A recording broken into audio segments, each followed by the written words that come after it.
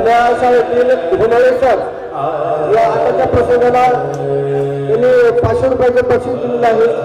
खूप खूप आभार सर.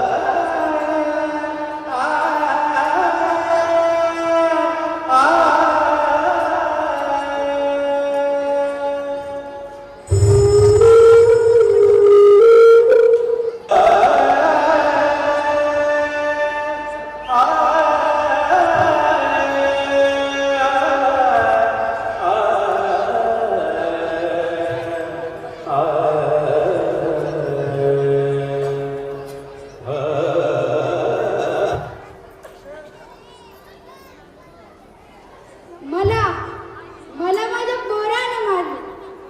जन्म दिलेल्या बापाला मारलं. ते फक्त मोबाईलसाठी, फक्त मोबाईलसाठी. माया बापापेक्षा जगात सर्वात प्रिय आज फक्त मोबाईल आहे. मला माझ्या पोरानं मारलं. जन्म दिलेल्या बापाला मारलं. या दुनियेत कोण कोणाचं नाही. वळणावर आयुष्याच्या मी एकटाच उरलो. या स्वार्थी जीवनात मी एकटाच उरलो.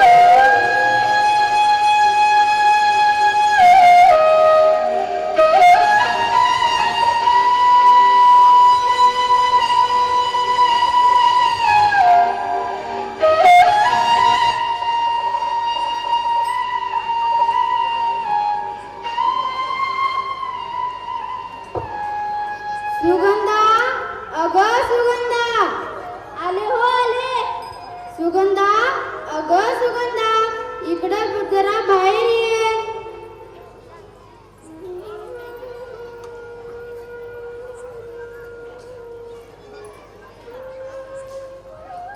बोला हो, काय पाहिजे तुम्हाला? आता मला काय बी नको.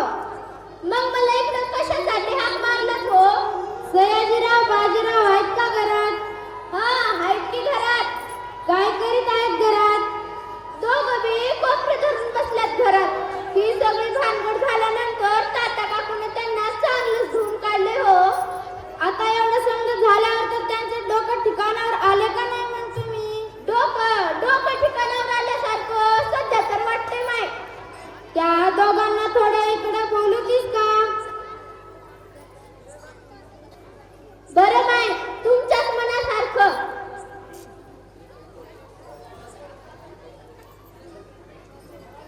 जे काही बोलायचं होतं ते तात्या काकूनं तेव्हाच बोलल्यात.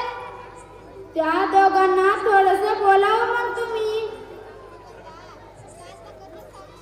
सुगंधा, आता तुला कसं सांगू ग? मला काय सांगायचंय हो?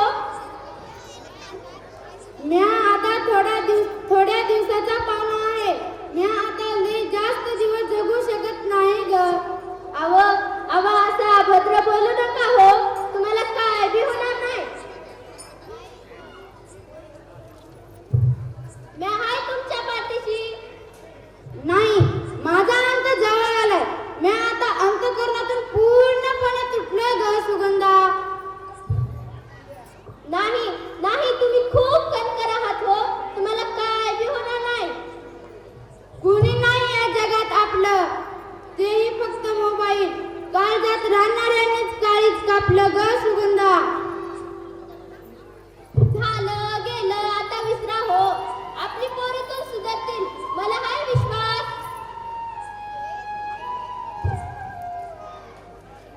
ते सुधरावेत म्हणून मी त्यांना काहीतरी द्यावं म्हणतो, काहीतरी बोलावं म्हणतो ग सुगंधा. तुम्ही त्यांना काय देणार हो? तू त्यांना बाहेर तर बोलव. आणि हे बघ, तात्या काकूंना बी बोलू बर का? बरं माय, तुमच्याच मनासारखं.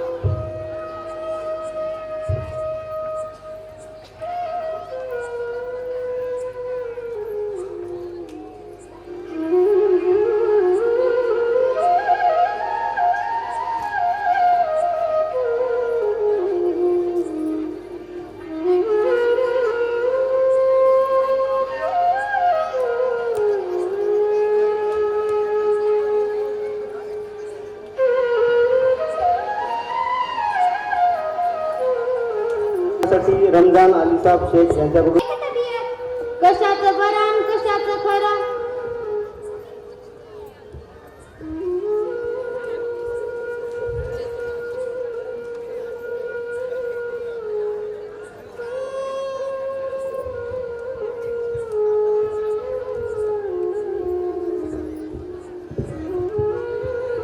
हे घ्या 2 लाख रुपये तात्या. मला कधी ते 2 लाख रुपये आणा? आधी हातात तर घे, सांगतो समजा. हा, सांगा आता. माझा अंत जवळ आला. विहीर करण्यासाठी 2 लाख रुपये कर्ज काढलं होतं. पण आता शेती कोण करणार? मी तर खुळा होऊन बसलोय. या पैशातून सयाजीराव व बाजीरावला अर्धे वाटून द्या. या पैशातून एखादा छोटा मोठा व्यवसाय करा म्हणा, तरच यांचे लग्न होतील.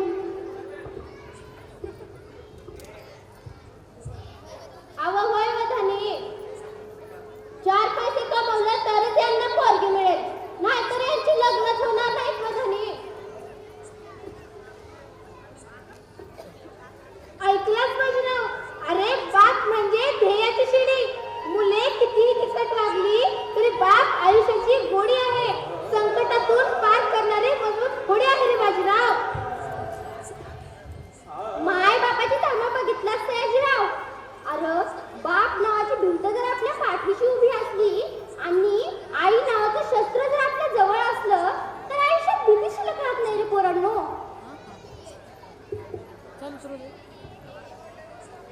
अरे बाजीराव, बाप नावाचा आभाळ जोपर्यंत डोक्यावर हाय तोपर्यंत सुखाचा पाऊस पडत असतो आणि दुःखाचं ऊन कधीच अंगावर पडत नाही. कष्ट करणारं शरीर आणि काळजी करणारं मन म्हणजे बाप असतो रे. अरे पोरांनो, हा बाप तुम्हाला आजपर्यंत देतच आलाय की रे. तुम्ही याला काय देऊ शकणार? शेताले तर आनंदाचे क्षण द्या रे पोरांनो. हा बाप बिचारा जगलाच नाही रे पोरांनो.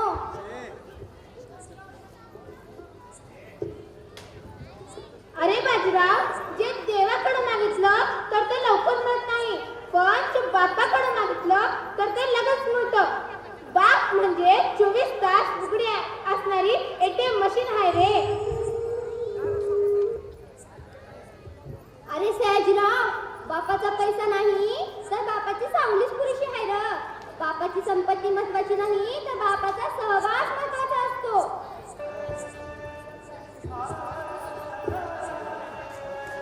हा तुझा घास पडलेला बाप तुझ्या जगण्याचा माप आहे, तुझ्या मजबूत पाठीवर थाप आहे रे बाजीराव. अण्णा, मी चुकलो, मला माफ करा ना. बाप काय असतो ते कळालंय मला आता. अण्णा, मला माफ करा ना.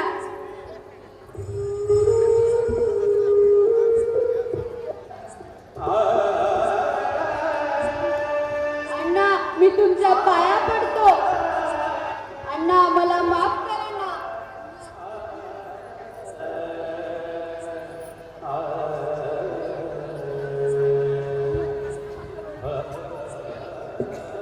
बरसात गिरी और कानून इतना कह गई, अरे बरसात गिरी और कानून इतना कह गई कि किसी की गर्मी हमेशा नहीं रहती. आखिर या पोरांची गर्मी संपली का? कशामुळे संपली? तात्या व काकूंचे शब्द बंबाळ पावसामुळे संपले. समाजाचे खरे घर तात्या व काकू यांना कधीच बाजूला नका टाकू, यांना कधीच बाजूला नका टाकू. मंडळी, अहो मंडळी, तुमच्या घरी आहेत का तात्या काकू? त्यांना कधीच बाजूला नका टाकू, त्यांना कधीच बाजूला नका टाकू.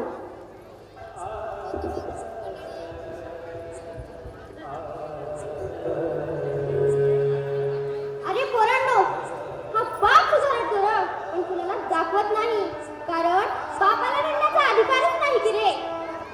अण्णा, मला माफ करा ना, मी चुकलो. अरे बाजीराव, मी तुला तेव्हाच माफ केले म्हणून मी तुम्हाला इथं बोलवलंय. असा तू इथं बस. अरे बाजीराव, तुझ्या बापाला बघितलास का कधी स्वतःसाठी कपडे घेताना? तुझ्या बापाला बघितलास का कधी स्वतःसाठी मोबाईल खरेदी करताना? तुझ्या बापाला बघितलास का कधी स्वतःसाठी चप्पल बूट घेताना?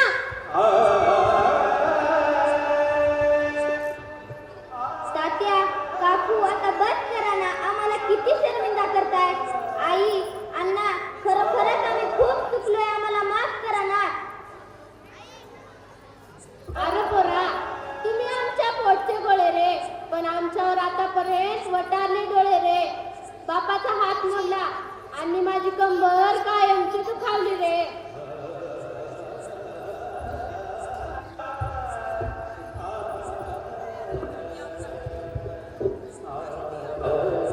आई, मी तुम्हाला जीवनभर सांभाळेन. मी तुम्हाला कष्ट करू देणार नाही. मी शेतात राबेन, 4 पैसे कमवून दाखवेन, पण मला माफ कर ना आई. अरे पोरा, आम्ही तुम्हाला तेव्हाच माफ केले. बाळांगावर हागलं म्हणून काय झालं? अरे पोरांनो, या माय बापांनी तुम्हाला तेव्हाच माफ केले. सुरगडल्यानंतर पूर्ण जगाला सुगंध देतो, त्याप्रमाणे मायबाप असतात. पोरांनो, शेवटचं सांगतो, ऐका. ही बिघडलेली पोरं अन्नाची आहेत असं जेव्हा बाप ऐकतो ना, तेव्हा बापाचा पराभव झालेला असतो.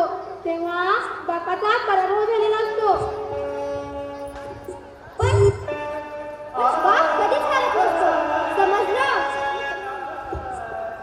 सर्व काही समजलं काकू.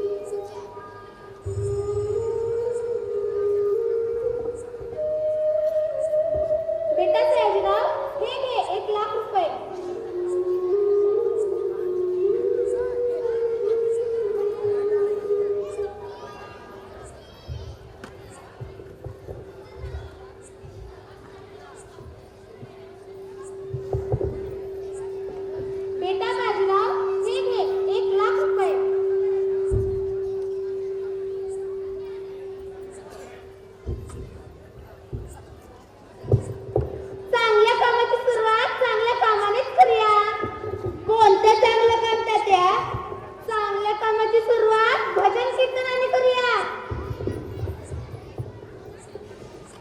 दयानंद बिरादार यांच्या घरी कृष्ण महाराज लोहारकर यांचं कीर्तन आहे. चला आपण संधी मिळून जाऊयात. चला तर मग आहे रे आधी दर्शन तू घ्यावे ते जन्म देणाऱ्या आई बापा माणसा जाणून तू